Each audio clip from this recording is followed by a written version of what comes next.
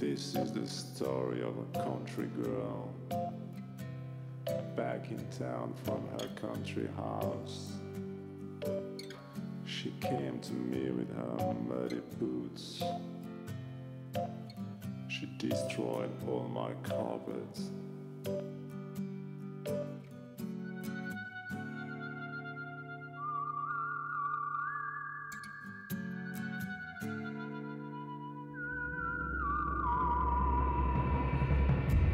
You know how to do it.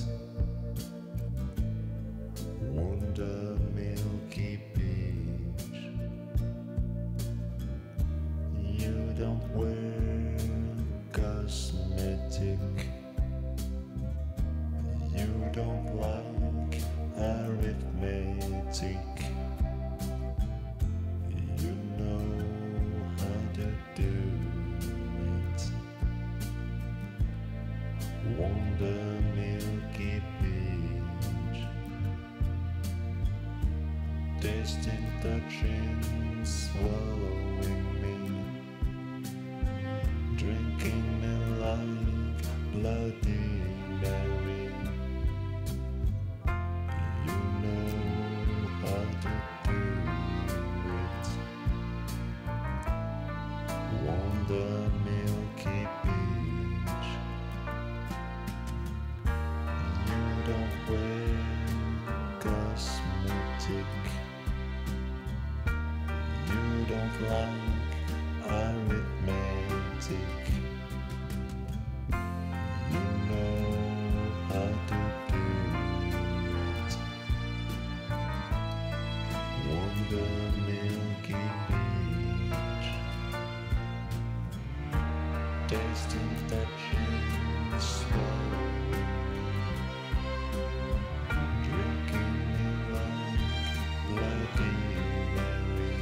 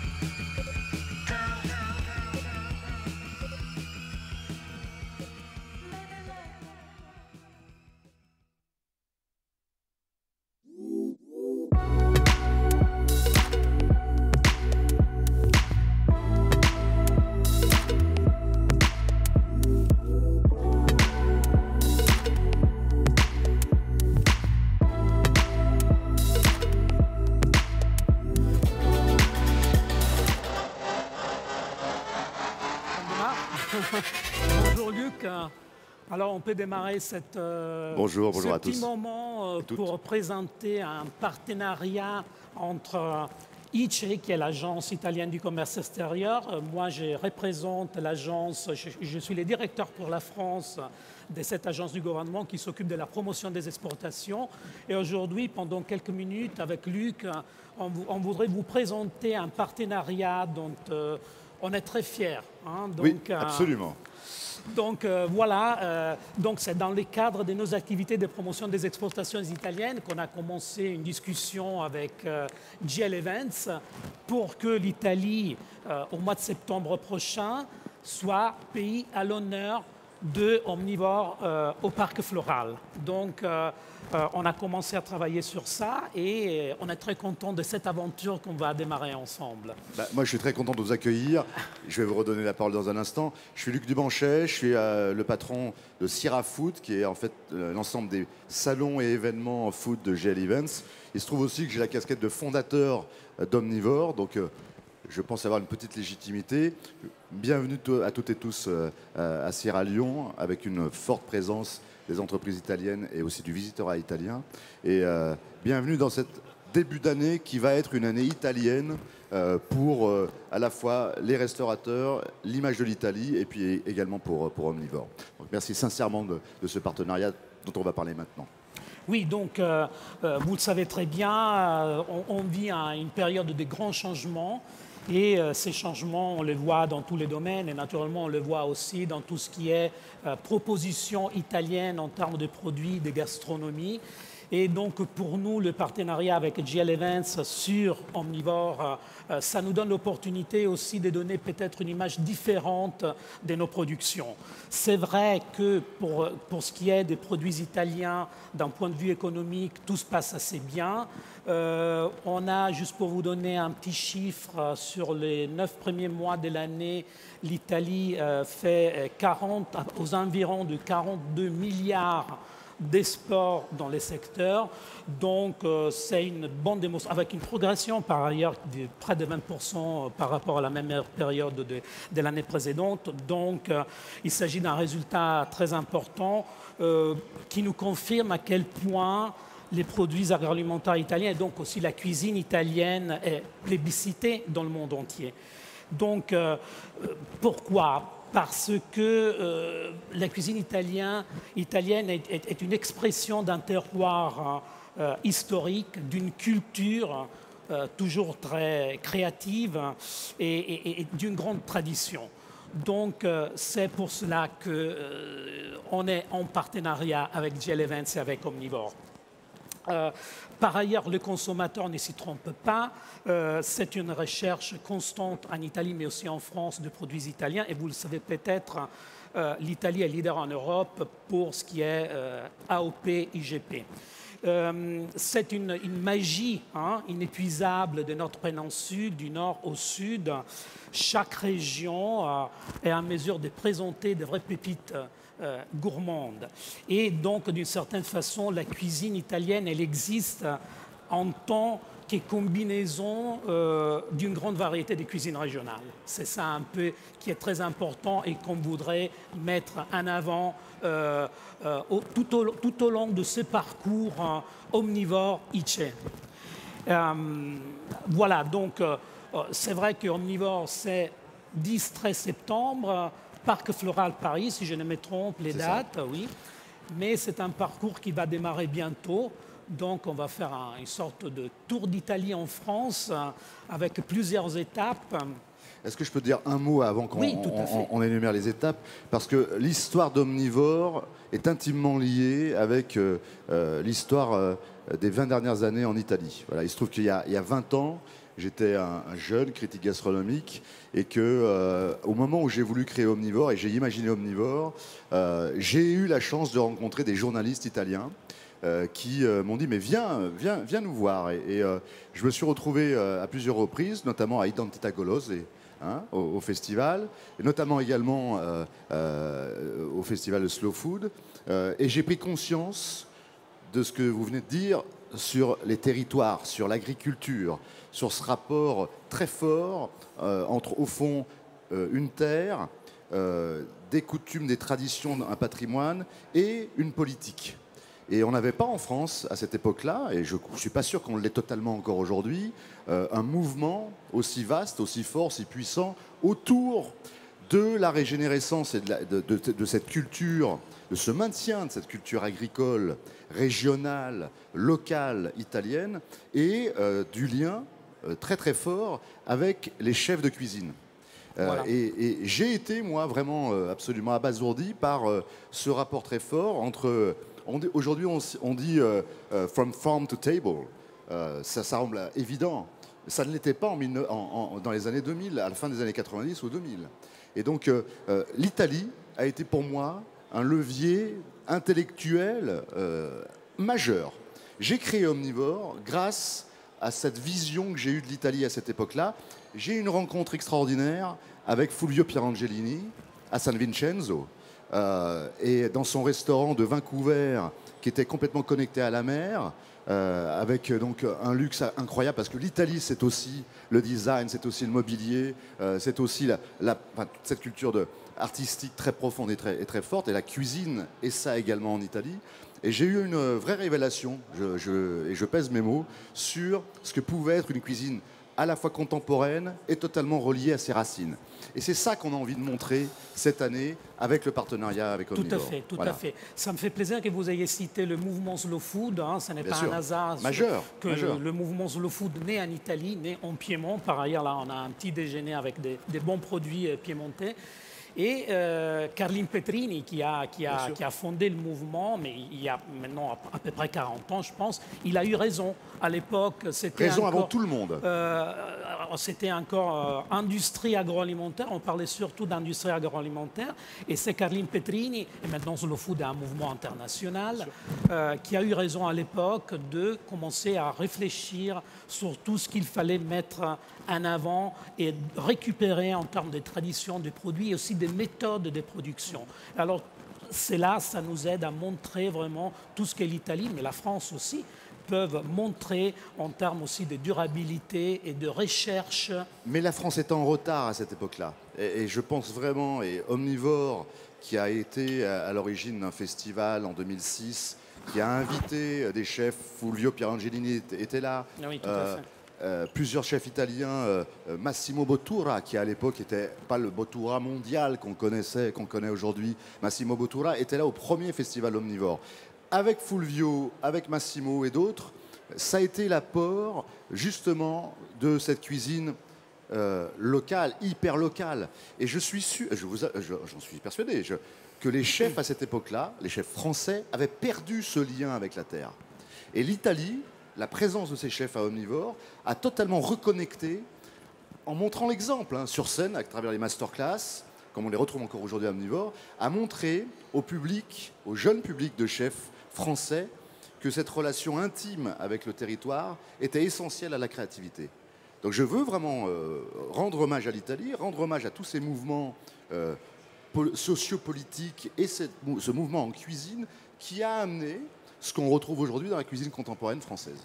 C'est très important pour moi. Tout à fait. Il y a une chose qui me plaît tout particulièrement de ce projet qu'on va faire ensemble, et c'est justement ça, de pouvoir faire travailler ensemble des chefs italiens et des chefs français sur des produits italiens, naturellement, parce que ce qui est important pour nous, c'est de voir nos produits non seulement dans les restaurants italiens, mais de voir nos produits dans les autres cuisines aussi. Donc de contaminer aussi les produits italiens avec peut-être d'autres produits qui arrivent d'ailleurs et aussi avec d'autres expertises et d'autres savoir-faire. Donc ces partenariats, c'est mettre ensemble, préparer des menus à quatre mains, chef français, chef italien, c'est une partie de ce projet qui nous plaît tout particulièrement. Et puis les pop-up dinners, puisque voilà. C'est de ça dont il s'agit. Comment on dit pop-up dinner en français déjà, en italien, c'est quoi? Pop-up dinner. Pop-up dinner, ok, donc c'est universel. Au cene pop-up. Oh, ok, c'est vachement mieux. Ces dîners à quatre mains, ou pourquoi pas à 6 mains, on verra bien, parce qu'il faut aussi se laisser des surprises entre des régions et des villes, donc des régions italiennes et des villes françaises. C'est aussi l'essence d'Omnivore. J'ai créé Omnivore sur l'idée vraiment qu'il fallait décloisonner, il fallait enlever les frontières, les barrières. Il y avait une cuisine française qui était imperméable et qui du coup ne pouvait pas être, alors qu'elle le pensait, mondiale. C'est le rapport vraiment d'échelle entre l'hyper-local et la mondialisation. Je pense que tout ça est totalement connecté. On peut travailler des ingrédients hyper locaux à des milliers de kilomètres. Moi, ça ne me choque jamais. Enfin, je trouve que c'est même un échange de culture. Sinon, c'est la guerre. Hein. Si les gens font des cuisines avec des barrières, c'est exactement comme si on remettait les frontières. Ça serait une hérésie. Et je pense qu'on est dans un moment politique qui a besoin de ça aussi. Oui. Disons, ce qu'on va faire a une valeur peut-être qui va un tout petit peu au-delà de la gastronomie. Voilà, mais je peux me pense... permettre de dire ça. C'est un dialogue. Voilà. C'est un dialogue. Et donc, les pop-up dinners ont été aussi, dès le début d'Omnivore, donc il y a 20 ans, puisque Omnivore va fêter ses 20 ans, c'est aussi l'origine de partage, d'échange, de travailler dans un espace petit qui est une cuisine, de pouvoir faire les préparations avant de délivrer un message à travers un dîner. Donc, c'est pour nous essentiel aussi que des chefs italiens et des chefs français puissent se parler dans ce qu'on appelle la mise en place, dans la préparation de la cuisine, et qu'il y ait un échange de culture qui, de toute façon, après, se propage. Parce que 2 personnes qui rencontrent 20 personnes, qui en rencontrent 20 chacune, c'est évidemment très puissant. Voilà. Et, naturellement, ça n'a pas été facile. On a dû faire des choix. Oui, alors. Donc, on ne pouvait pas faire 40 chaînes et pop-up. Donc, on ne pouvait pas... Oui, voilà.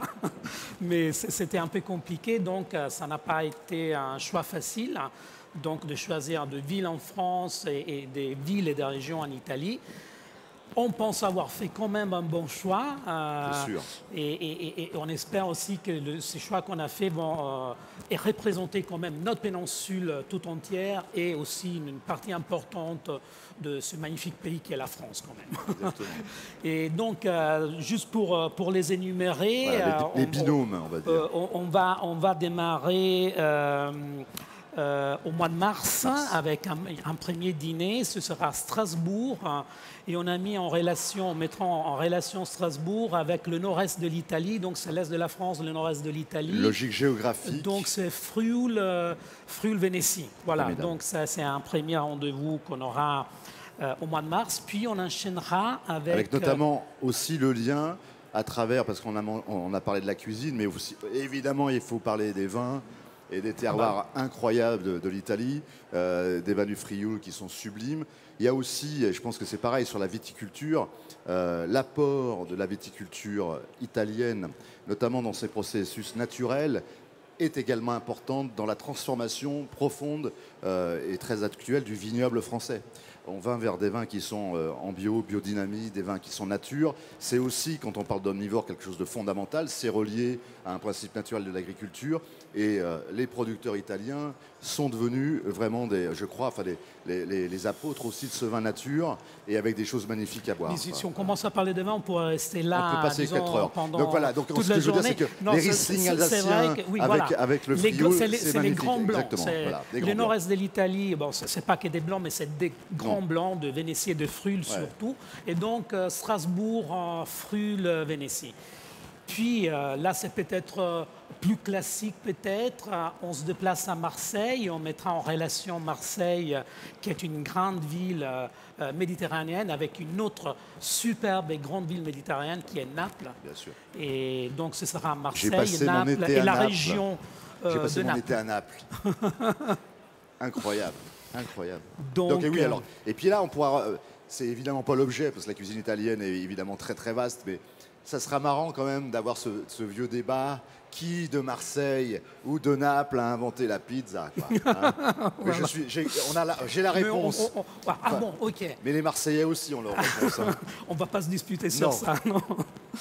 Donc, et puis, ce sera Nantes d'un côté et Gênes, donc une autre grande ville méditerranéenne qui est peut-être un peu moins connue que Naples en France. Et donc, ça nous intéressait aussi de proposer Gênes et de proposer la Liguria, qui est la toute petite région qui est entre les Piémont et la Côte d'Azur, en fait. Et qui a... Elle est petite, hein, c'est une petite région, mais qui, bon, c'est la patrie du pesto. Pesto, par Bien sûr. exemple. Et aussi, On y retrouve du vignoble aussi dans les deux, et voilà, le vignoble nantais et avec la Loire. j'y évidemment, venais, et c'est bien sûr. une petite région, mais qui nous propose depuis maintenant plusieurs années des vins de très haute Bien sûr, qualité. magnifique. Et qui peuvent être magnifiques aussi dans l'assemblage aussi. Et vous les découvrirez avec les muscadets. Alors, il y a eu pendant des années, dans les années 50-60, des muscadets nantais qui étaient absolument imbuvables. Depuis, heureusement, les années 80, des producteurs ont transformé aussi. Donc je trouve qu'il y aura une belle passerelle sur le vin entre ces deux dîners. Voilà, dans ce dîner nantais.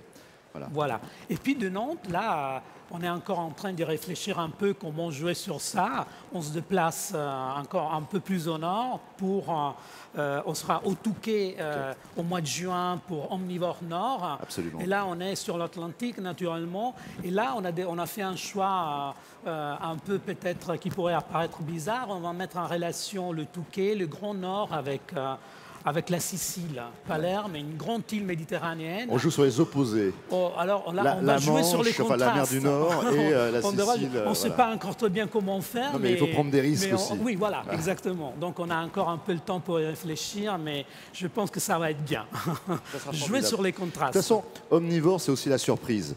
Et parfois, j'ai essayé de mettre en scène et de faire des pairings entre des chefs dont je pensais que ça allait être... Il y avait une logique et c'était totalement à côté de la plaque. Et parfois, j'ai fait des associations un peu bizarres et ça a fonctionné. Donc, je suis sûr qu'entre le Touquet Oui. et la Sicile, il y aura Elle des est bizarre, passerelles hein, ça c'est qui sûr, vont mais... voilà. Et puis, il y a au Touquet et dans cette région-là des créateurs aussi culinaires qui sont un peu fous et qui sont assez magiques. Et je pense que ça aussi, ça peut être intéressant avec une tradition sicilienne et aller trouver les bons chefs qui vont pouvoir se connecter. Je ne suis Très pas bien. inquiet.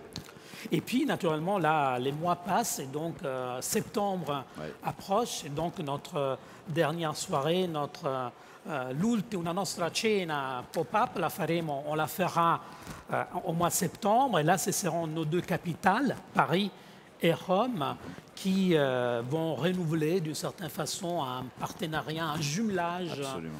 gastronomique. Par ailleurs, les deux villes sont jumelées. Rome et Paris sont jumelés.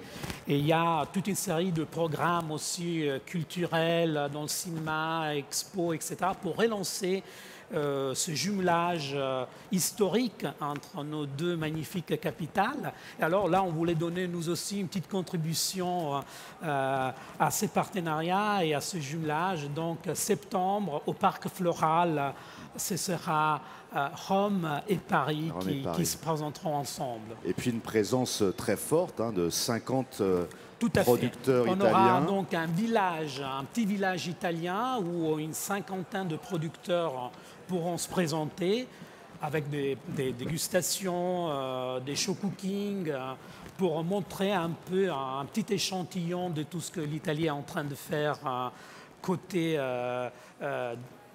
bonne cuisine, bons produits, authenticité, mais aussi pas mal d'innovation. Et avec un public au Parc Floral, ce sera les 20 ans. Je ne sais pas si on l'a... Oui, tout à on va fait, fêter les 20 ans. Donc on va fêter les 20 ans on est d'Omnivore particulièrement avec fiers de le l'Italie. faire Donc ensemble. c'est l'Italie, pays invité d'honneur pour ses 20 ans. Donc les passerelles, je les ai dites, elles sont évidentes. Le public d'Omnivore à Paris est un public de trentenaires, cuisiniers, cuisinières, restaurateurs, restauratrices, qui ont vraiment l'ADN de transformation et justement de ce rapport à la terre, comme on l'a pu le dire. Donc j'espère vraiment que la sélection des exposants italiens sera très pointue, parce que je crois beaucoup dans ces passerelles-là. On va faire ça ensemble vraiment, pour qu'il y ait vraiment une représentation de l'excellence italienne dans un magnifique contexte qui est celui d'Omnivore Paris. Et puis je crois 6 grands cuisiniers ou grands cuisinières invités sur la scène chef d'Omnivore, qui a vu passer en 20 ans, je pense, un millier, et je pèse mes mots, un millier de chefs et de chefs. Donc c'est aussi un moment de révélation, je pense, pour un professionnel qui vient de son pays et qui monte sur scène devant le public. Il se passe quelque chose de très fort dans une masterclass, dans un moment d'échange et de partage, qui vient aussi, là encore, essaimer et démultiplier la culture et l'image de tout un pays. Donc c'est un processus complet entre mars et septembre. Oui, qui va être formidable. Tout à fait. Puis naturellement, pour ceux d'entre vous qui veulent avoir un petit aperçu de ce que l'Italie peut offrir. Ici, sur Sierra Leone, on a un pavillon italien, on a à peu près sur tout le salon, équipement compris, à plus de 133. On m'a oui, soufflé à l'oreille 133 sociétés italiennes, ouais. 42. Elles participent avec notre agence, l'agence italienne du commerce Vous savez extérieur. que l'Italie est le pays le plus représenté Oui, de c'est ce que... tous les pays présents. Il y en a une quarantaine à Sierra Leone. Donc l'Italie, encore une fois là, c'est un acteur majeur et un partenaire majeur, j'allais dire, entre Sierra Leone et donc l'Italie, et à la fois aussi dans les exposants, mais également dans les visiteurs. Voilà. Donc, naturellement, vous êtes tous invités à visiter notre pavillon et aussi à visiter toutes les autres entreprises qui sont là, qui exposent individuellement et dont nous sommes vraiment très, très, très, très fiers. Et puis, je suis un journaliste de formation et un éditeur, et il ne faut pas oublier, dans ce qu'on vient de dire, qu'on aura également une belle publication à travers un Omnivore Foodbook spécial Italie. On va envoyer des reporters, travailler avec des journalistes sur place et qui partiront aussi également d'ici pour aller écumer, voir les territoires, aller dans les villes, rencontrer les chefs, rencontrer les agriculteurs, les paysans, les producteurs. Et puis tout ça se retrouvera dans un bel ouvrage, puisque c'est aussi une passion. Et ça fait partie aussi d'Omnivore, le contenu. Cet ouvrage sera diffusé pendant Omnivore à Paris. Tout à fait. Voilà. Tout à fait. Bon. Voilà. C'est une histoire qui commence, quoi. Je voulais vraiment vous remercier merci, et remercier merci Itché parce que vous avez été dans les processus de partenariat. Parfois, ça peut être long et indécis. Vous avez été rapide, décisif. Vous avez des choix et vous portez une culture. Donc, je voudrais vraiment vous remercier votre équipe. Je voudrais remercier aussi l'équipe d'Omnivore et de Sierra Food, l'équipe des partenariats, l'équipe éditoriale alors, je vais devoir... je sais, pour certains qui sont déjà dans la salle, leur dire non mais il y a autre chose à faire aussi, parce qu'ils sont tous tellement piqués sur le projet qu'ils vont passer 100% de leur temps sur le projet italien. Donc les gars, il va aussi falloir travailler à côté. Pour nous aussi, c'est vraiment un plaisir de travailler avec vous, avec vos équipes. On s'entend très bien et je pense qu'on fera vraiment un très, très, très, très bon boulot. En tout cas, je peux vous assurer qu'on fera le maximum de bruit possible.